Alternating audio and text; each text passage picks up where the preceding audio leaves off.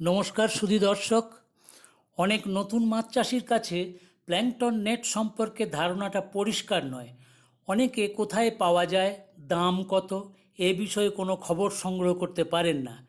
তাই এই ভিডিওতে দেখাবো নিজেই কিভাবে একটি প্ল্যাঙ্কটন নেট তৈরি করে নিতে পারবেন, যা নিজের মাছ চাষের কাজে লাগবে। মাছ চাষ করতে গেলে প্ল্যাঙ্কটন নেটের প্রয়োজনীয়তা কী? প্রত্যেক মাছ চাষির, বিশেষত যারা রঙিন মাছ পালন করেন, তাদের প্ল্যাঙ্কটন নেট থাকা অত্যন্ত জরুরি। নিজের প্রয়োজন অনুসারে যখন খুশি পুকুরের প্ল্যাঙ্কটন মাপতে পারবেন। মাছের লার্ভার জন্য নিজের পুকুর থেকেই প্ল্যাঙ্কটন ধরতে পারবেন।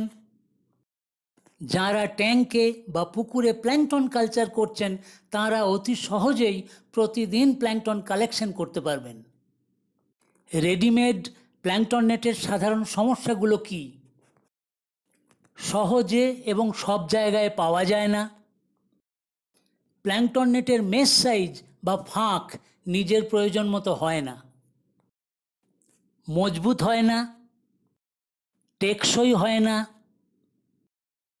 দামও বেশি হয়। প্ল্যাঙ্কটন নেট নিজে কিভাবে তৈরি করবেন?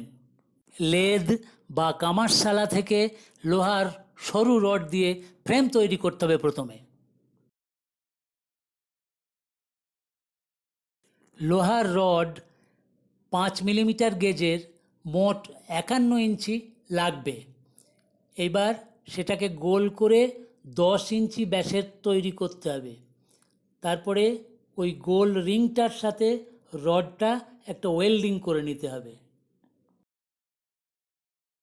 এরপর রডের সাথে একটা কাঠের হ্যান্ডেল তৈরি করে লাগাতে হবে।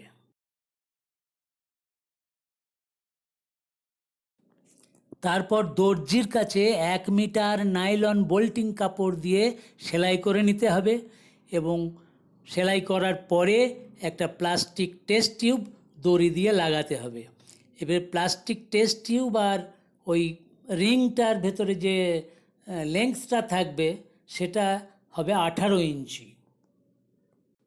এবার দেখুন একটা প্ল্যাঙ্কটন নেট তৈরি করতে কত খরচ পড়বে। এখানে দেওয়া আছে কি কি লাগবে, কত দরকার, তার রেট কত এবং তার দাম কত। যেমন এখানে লাগবে লোহার রড, রডটাকে বাঁকানো এবং ওয়েল্ডিং করা, কাঠের একটা হ্যান্ডেল তৈরি করা, রডে রং লাগানো, নাইলন বোল্টিং কাপড় যেটা 73 মাইক্রন ফাঁক হবে এবং 54 ইঞ্চি চওড়া হবে।